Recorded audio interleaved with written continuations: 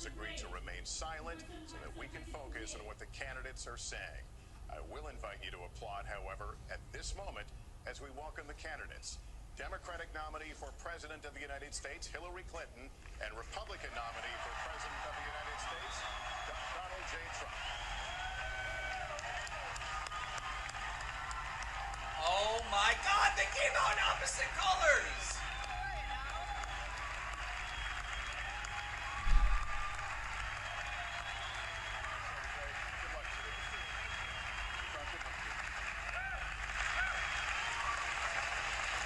Trump has a blue tie and she has the red. Oh my God. They got opposite colors. Well, I don't expect us to cover all the issues of this campaign tonight, but I remind everyone there are 2 more presidential debates scheduled. We are going to focus on many of the issues that voters tell us are most important, and we're going to press for specifics. I am honored to have this role, but this evening belongs to the candidates and just as important to the American people. Candidates, we look forward to hearing you articulate your policies and your positions, as well as your visions and your values. So, let's begin. We're calling this opening segment Achieving Prosperity, and central to that is jobs. There are 2 economic realities in America today. There's been a record 6 straight years of job growth, and new census numbers show incomes have increased at a record rate after years of stagnation. However, income inequality remains significant, and nearly half of Americans are living paycheck to paycheck. Beginning with you, Secretary Clinton, why are you a better choice than your opponent to create the kinds of jobs that will put more money into the pockets of American workers? Well, thank you, Lester, and thanks to Hofstra for hosting us. The central question in this election is really what kind of country we want to be and what kind of future we'll build together. Today is my granddaughter's 2nd birthday, so I think about this a lot. First, we have to build an economy that works for everyone, not just those at the top. That means we need new jobs, good jobs, with rising incomes. I want us to invest in you. I want us to invest in your future. That means jobs in infrastructure, in advanced manufacturing, in innovation and technology, clean renewable energy, and small business, because most of the new jobs will come from small business. We also have to make the economy fairer. That starts with raising the national minimum wage and also guarantee, finally, equal pay for women's work. I also want to see more companies do profit sharing. If you help create the profits, you should be able to share in them, not just the executives at the top. And I want us to do more to support people who are struggling to balance family and work. I've heard from so many of you about the difficult choices you face and the stresses that you're under. So let's have paid family leave, earned sick days. Let's be sure we have affordable child care and debt-free college. How are we going to do it? We're going to do it by having the wealthy pay their fair share and close the corporate loopholes. Finally, we tonight are on the stage together, Donald Trump and I. Donald, it's good to be with you. We're going to have a debate where we are talking about the important issues facing our country. You have to judge us.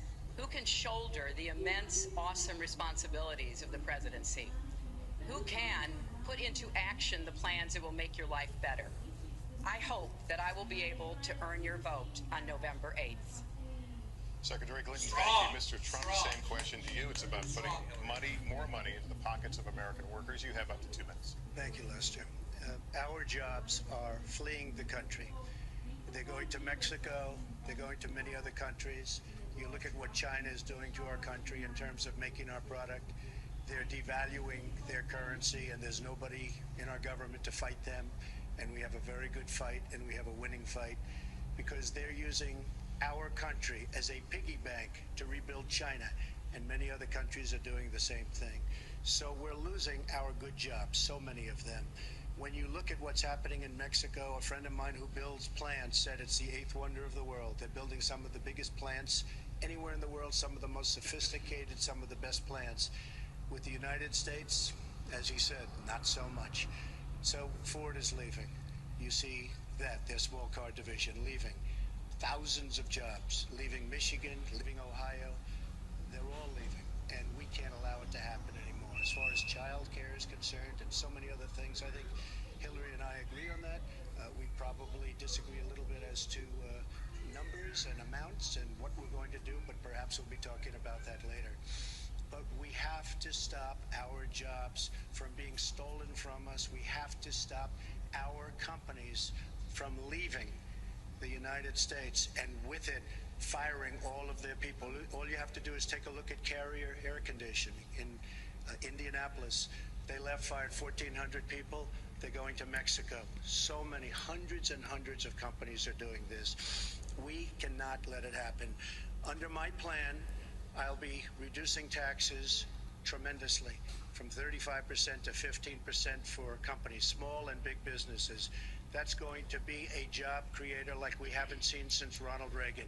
It's going to be a beautiful thing to watch.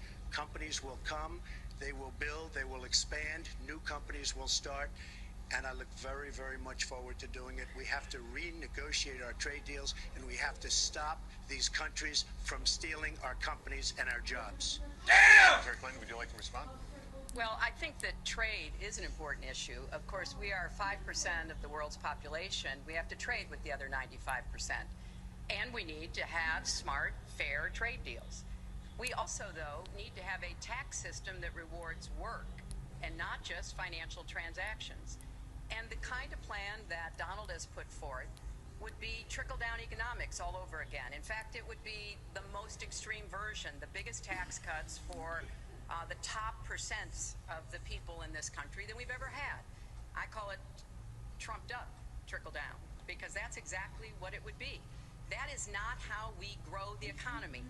We just have a different view about what's best for growing the economy, how we make investments that will actually produce jobs and rising incomes. I think we come at it from somewhat different perspectives. I understand that. You know, Donald was very fortunate in his life, and that's all to his benefit. He started his business with $14 million borrowed from his father, and he really believes that the more you help wealthy people, the better off we'll be, and that everything will work out from there. I don't buy that. I have a different experience. My father was a small businessman. He worked really hard. He printed drapery fabrics on long tables where he pulled out those fabrics, and he went down with a silk screen and dumped the paint in and took the squeegee and kept going.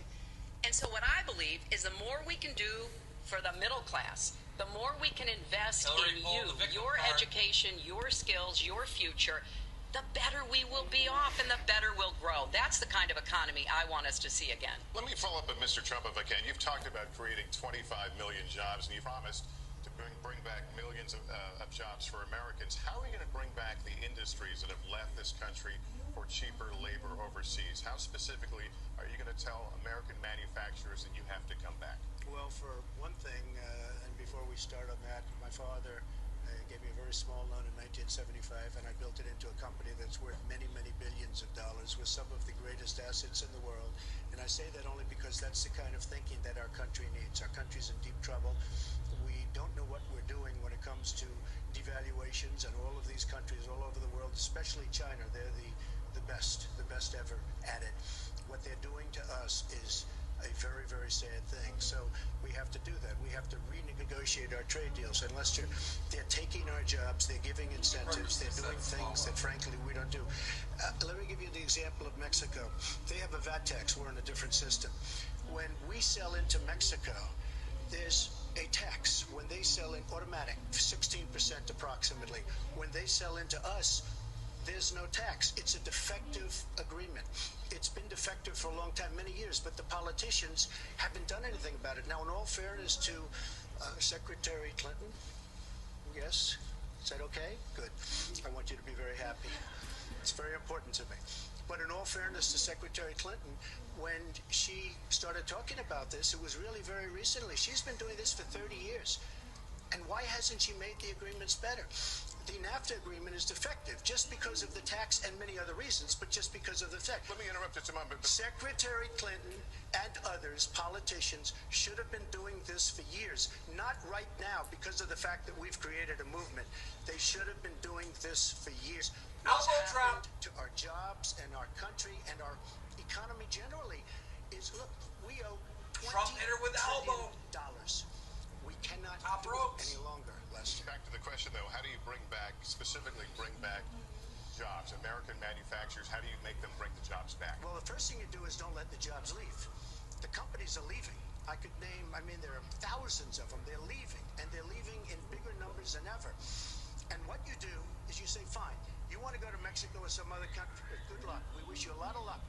But if you think you're going to make your air conditioners or your cars or your cookies or whatever you make and bring them into our country without a tax, you're wrong.